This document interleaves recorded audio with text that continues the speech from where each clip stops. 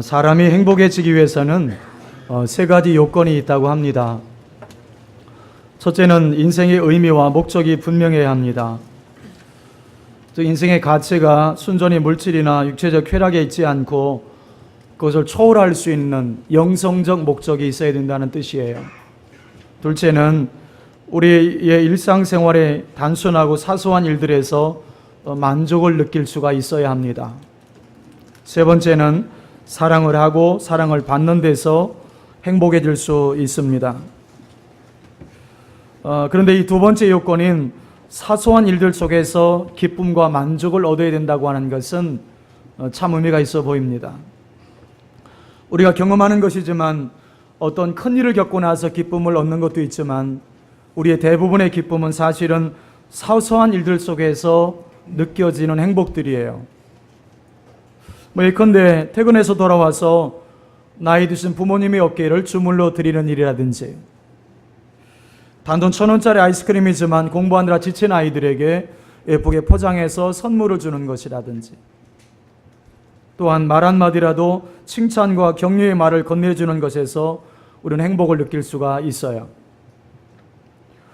어느 책에 이런 글이 있었습니다. 사랑하는 가족을 주어서 감사합니다. 가족이 없는 사람들을 생각합니다. 건강을 주셔서 감사합니다. 몸이 불편한 사람들을 생각합니다. 편히 잠을 잘 수 있는 집을 주셔서 감사합니다. 집 없는 사람들을 생각합니다. 물질을 주셔서 감사합니다. 물질이 없어 고통받는 사람들을 생각합니다.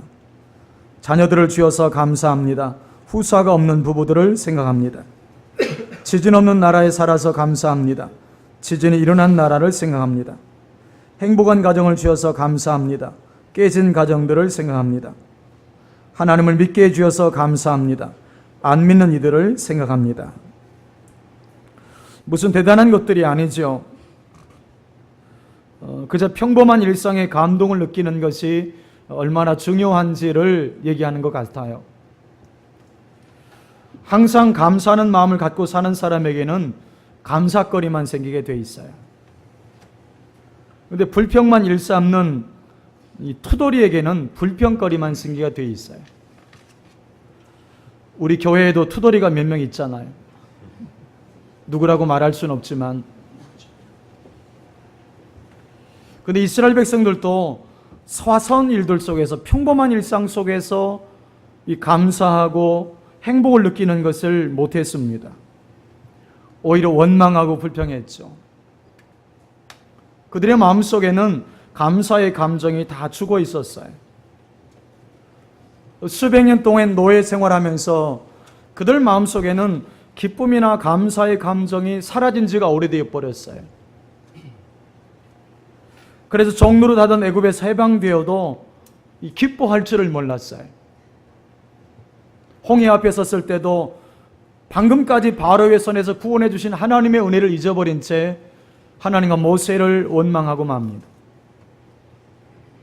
광야 가운데서 만나를 내려 먹여주시고 바위에서 생수를 마시게 하셨음에도 불구하고 그들은 하나님과 모세를 끊임없이 원망하는 모습을 보여주었습니다.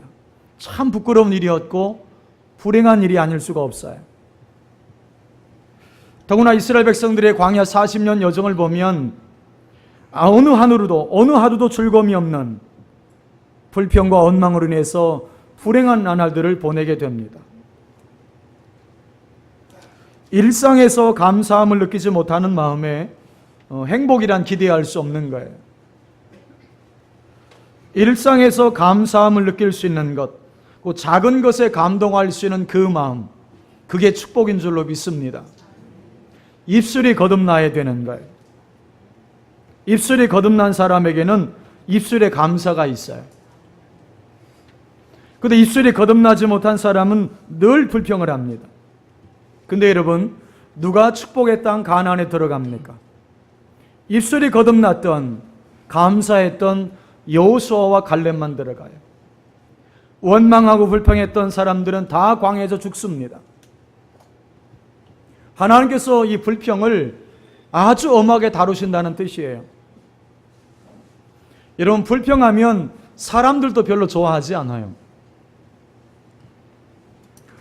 공자는 자신이 싫어하는 인간상이 있는데 그것은 첫째는 타인의 실패를 기뻐하는 자, 둘째는 윗사람을 헐뜯는 자, 앞에서는 맞장구 치고 뒤에서는 욕하는 자, 셋째는 용기는 있는데 예의가 없는 자, 넷째는 은혜를 원수로 갚는 자, 곧 감사할 줄 모르는 자. 근데 그 중에서 가장 싫은 사람은 감사할 줄 모르는 자라 그랬어요. 불평은 하나님도 싫어하시고 사람도 좋아할 사람이 없다는 얘기입니다. 하나님은 이스라엘 백성들에게 3대 절기를 지킬 것을 명령하셨죠. 첫째는 유월절인데 이것은 애굽의 고난으로부터 해방받은 것을 기념하는 절기입니다. 둘째, 맥주절은 농사를 짓고 처음 거둔 곡식으로 하나님 앞에 감사하는 절기였어요. 셋째는 수장절인데 이것은 연말에 추수를 다 하고 나서 곡식을 저장하고 지키는 감사절기였습니다. 그런데 이 세 가지 절기에 공통점이 있는데 그것이 뭐냐면 감사였다는 겁니다. 분명 내용과 형식과 목적은 조금씩 다르지만 공통점은 하나님의 은혜에 감사하는 것은 같았어요. 그러니 절기를 지킴에 있어서 가장 중요했던 것은 감사하는 마음입니다. 감사하는 마음. 예물보다 중요했던 것은 그 예물을 드리는 자의 마음에 감사가 있는가가 중요한 거예요. 그래서 시편 기자는 감사로 하나님을 제사하는 자가 하나님을 영화롭게 한다 그랬어요. 하나님을 영화롭게 한다는 뜻이 뭐냐면 하나님을 하나님으로 대접해 드렸다는 뜻이에요. 감사로 드리는 예물, 감사로 드리는 예배, 하나님이 받으시는 거거든요. 오늘 여러분의 맥주 감사 예물 속에는, 이 예배 속에는 어느 정도의 감사가 들어있으십니까? 주님의 은혜에 대한 감격과 감사가 넘치는 마음이 아니라면 우린 다시금 감사를 회복할 필요가 있어요. 감사 없는 예배, 감사가 담겨 있지 않은 헌물, 감사로 드리지 않는 봉사, 하나님을 기쁘시게 할 수 없다는 겁니다. 어떤 글을 보니까 뇌물과 선물의 차이가 뭘까? 감사에 있다는 거예요. 감사의 마음이 어느 정도 담겨 있느냐에 달려 있다고 해석을 했습니다. 여러분에게 누가 선물을 주었는데 그 선물 속에 감사의 마음이 담겨 있지 않다면 뭐 별로 받고 싶은 생각이 없을 거예요. 뭐 그 선물 안 받아도 별 문제 안 되잖아요. 여러분, 사람도 그 선물보다는 그 선물 속에 담겨 있는 그 감사를 받고 싶은 거거든요. 여러분, 감사야말로 우리 신앙이 하나님 앞에 인정받는 길입니다. 그래서 토마스 모트는 이런 말을 했습니다. 하나님에 대한 우리의 지식은 감사에 의해 완전해진다. 왜 하나님이 감사의 내용으로 절기를 지키라고 하셨을까요? 그것은 기쁨을 기쁨으로 표현하지 못하고 감사를 감사로 표현할 줄 모르는 이스라엘 백성들에게 감사 훈련을 시킨다라고 하는 의미를 담은 거예요. 이것이 가나안 땅에 들어간 백성들에게 행복하게 살 수 있는 첫 번째 비결이었기 때문입니다. 아무리 축복의 땅이라 할지라도 이스라엘 백성들이 감사하지 않는다면 그 땅은 축복의 땅이 될 수 없어요. 아무리 좋은 교회에서 예배를 드린다 할지라도 그 교회 안에 감사가 없다면 그 교회는 여러분 축복의 땅이 될 수 없는 거예요. 감사가 있는 곳에 하나님의 은혜가 있는 거예요. 사람이 얼마나 행복한가는 그의 감사의 깊이에 달려있다. 존 밀러의 말은 그래서 의미가 있는 겁니다. 우리 주변에도 감사를 감사로 표현하지 못하는 분들이 많이 있어요. 왜 그럴까요? 어려서부터 감사 훈련이 잘 안 돼서 그래요. 미국 사람들이 많이 쓰는 단어가 땡큐입니다. 미국 사람들의 입에 이 땡큐가 배어 있고 몸에도 배어 있어요. 유대인들은 감사합니다라고 하는 말이 혀에 붙기까지 다른 것을 가르치지 말라고 하는 말까지 있습니다. 우린 자녀들에게 감사를 얼마나 가르치고 있을까요? 밥상을 차려주는 것, 물 한 잔 주는 것, 과일을 깎아주는 것, 옷을 사주는 것, 학비를 대주는 것, 당연하게 여기면 감사할 수 없잖아요. 어릴 적부터 감사를 가르쳐야 합니다. 밥상 앞에서 하나님께 먼저 감사기도 하게 하고, 그것을 차려준 엄마에게도 감사해 할 수 있는 마음이 있어야 돼요. 하나님께서 이스라엘 백성들에게 절기를 지키도록 한 것도 감사 훈련이었습니다. 감사도 훈련이 필요했기 때문에 그래요. 감사는 자연스럽게 나오는 것처럼 생각되지만 사실은 감사도 습관이거든요. 훈련을 통해 만들어진 습관이에요. 이런 복된 교회들, 부흥하는 교회들을 가보세요. 감사합니다가 그 교회에 배어 있음을 보게 돼요. 차량 안내하는 사람들, 예배 안내하는 사람들, 식당 봉사하는 사람들, 주일학교 교사들, 앞서 일하는 사람들, 교육자들에게 늘 감사합니다, 감사합니다가 몸에 배어 있어요. 우리의 언어가 복을 끌어오는 거거든요. 근데 여러분, 안 되는 교회를 가보십시오. 불평불만하고 서로가 서로에게 험한 말을 하고 시기하고 질투하고 미워합니다. 그런 교회는 하나님의 복은 고사하고 누가 그런 교회를 가고 싶겠어요? 그런 교회가 그래서 행복한 교회가 될 수가 없는 거거든요. 또 복된 교회에는 감사와 함께 웃음이 많습니다. 소문망복내라는 게 있잖아요.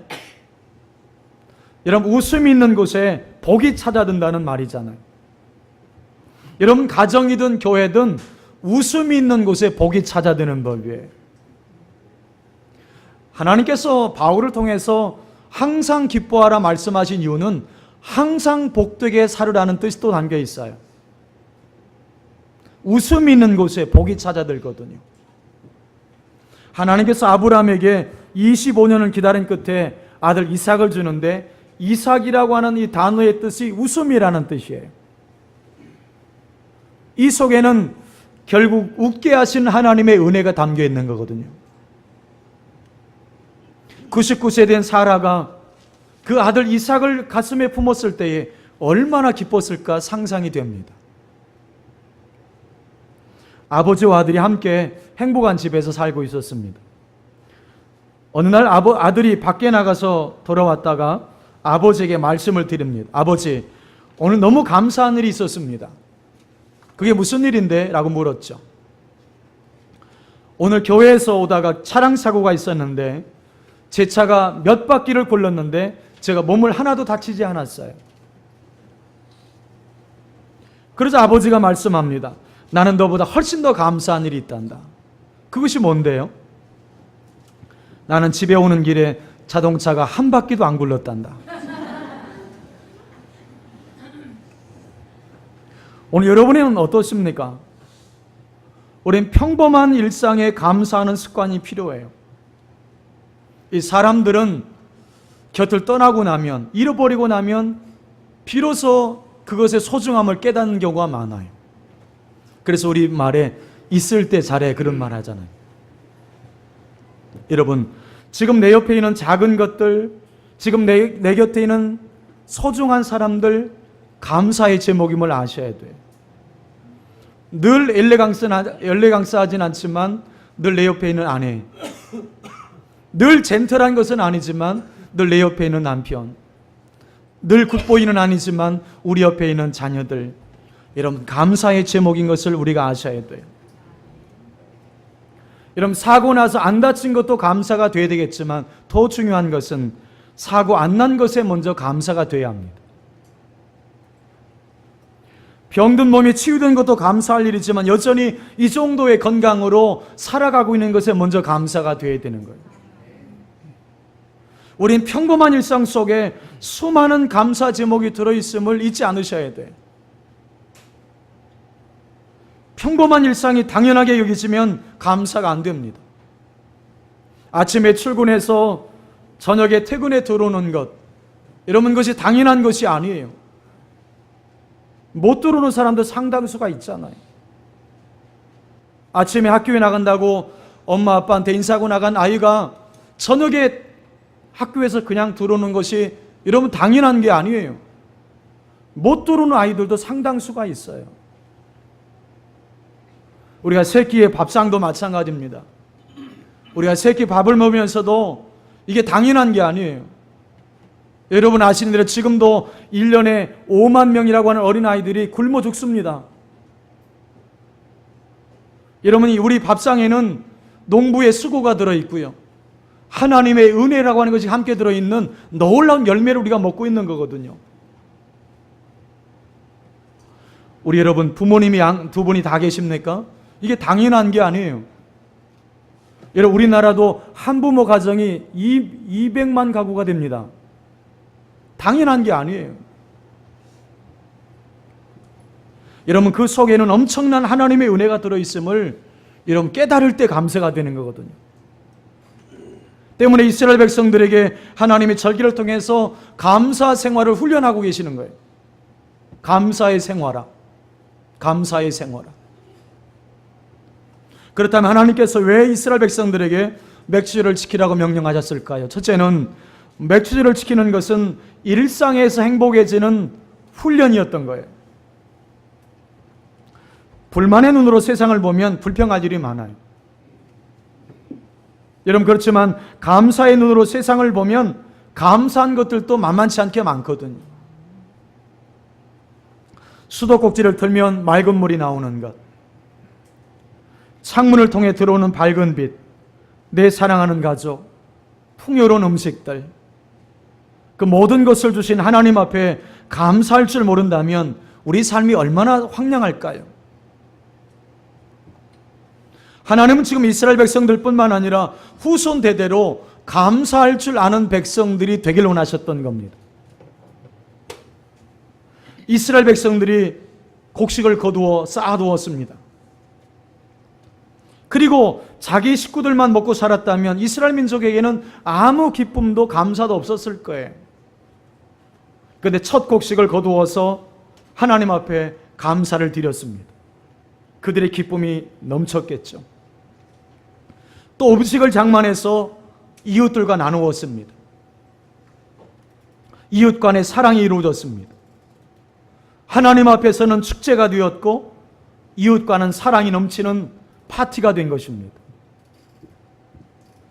만화가 박광수 씨가 펴낸 카툰 에세이 광수생각이라는 것에 나오는 한 토막의 이야기입니다. 입시를 앞둔 학생이 수업 중에 연필을 바닥에 떨어뜨렸습니다. 순간 이 학생은 당황한 기색으로 혼자 중얼거렸어요. 아, 이번 시험은 이번 입시에서 떨어지겠구나. 그때 곁에 있던 예수 믿는 친구가 연필을 주워서 다시 바닥에 떨어뜨렸어요. 그리고 이렇게 말해줍니다. 너는 이번 입시에 떨어지지 않아. 봐라, 연필이 바닥에 붙었잖아. 동일한 사건을 경험하잖아요. 근데 어떤 사람은 부정적으로 보지만 어떤 사람은 긍정적으로 생각을 합니다. 일상에서 감사함이 훈련된 사람은 범사가 행복해. 그러나 매사가 감사함이 없는 사람은 범사가 불행한 것입니다. 아무리 좋은 것을 많이 가지고 있다 할지라도 자신이 불행하다고 여겨지면 그 사람은 불행한 인생을 사는 거거든요. 우리는 맥주 감사절을 맞으면서 잊어가던 감사를 찾게 됩니다. 감사절은 감사하는 마음의 훈련이에요. 여러분 그렇지만 이렇게 우리가 맥주절을 지키면서도 행복한 마음, 감사의 마음이 없다면 우리는 다시 감사를 회복할 필요가 있습니다. 감사는 성숙한 신앙인의 상징이에요.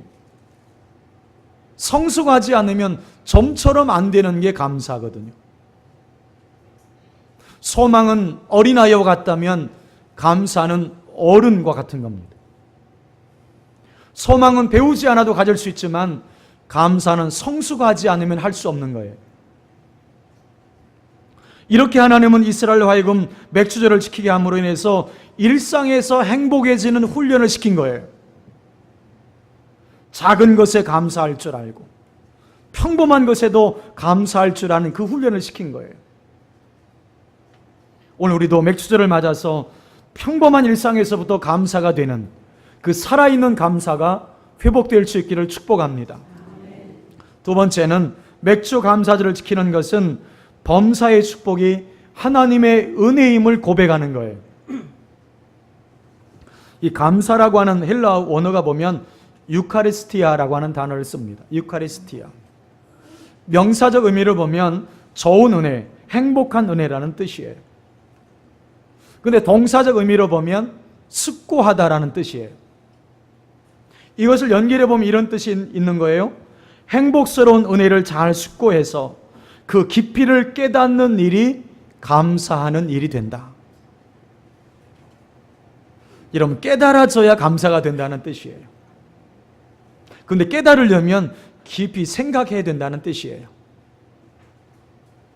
이 세상에서 가장 쓸모없는 인간은 감사할 줄 모르는 인간이다. 괴테가 그런 말을 했어요.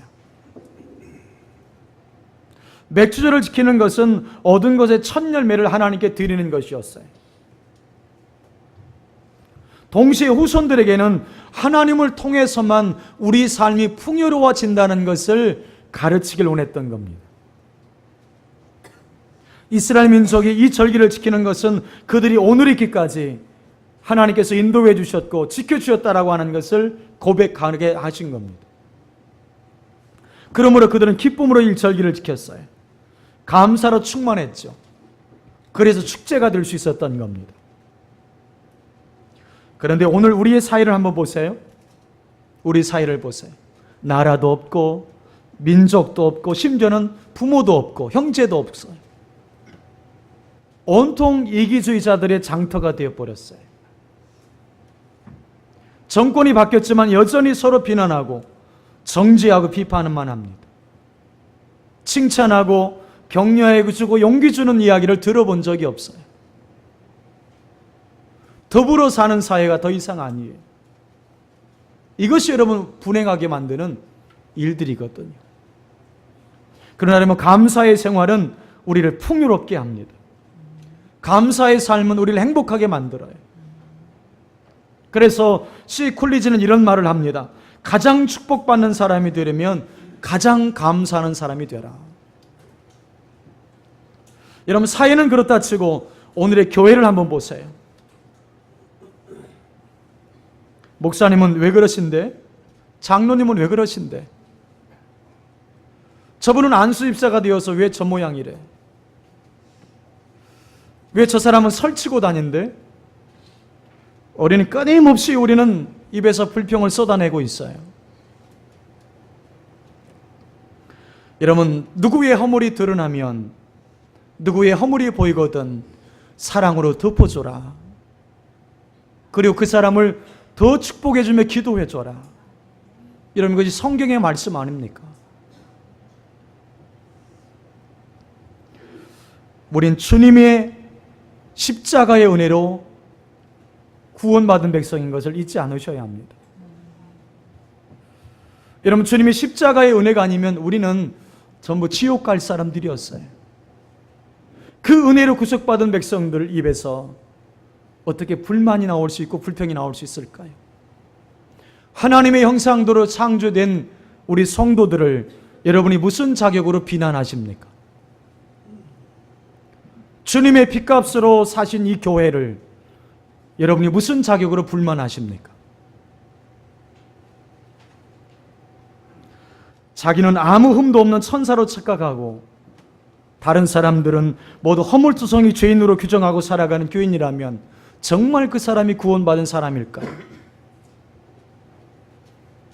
말 많은 교인, 그 한 사람이 또 한 사람의 말 많은 사람을 만들어가요.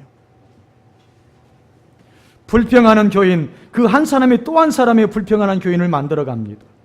그렇게 한 사람이 둘이 되고 둘이 넷이 되면서 교회는 사탄의 운동장이 되어갈 수 있습니다. 입만 열면 남의 말이나 하고 교회를 불평하는 사람들이 만들어가는 무서운 현상이에요. 제가 이 말씀을 묵상하는 가운데 이런 생각을 한번 해보았습니다. 제가 제안을 하나 할까 합니다. 우리 교회에선 불평불만할 때에 그 입을 한 대씩 때려주기로 하면 어떨까 싶어요. 제가 그래서 이름도 지어놨어요. 불만 회초리. 몇 개 정도 만들어 놓을까요? 불평불만하는 사람들은 때려주기도 좋아요. 입이 이만큼 나와 있으니까.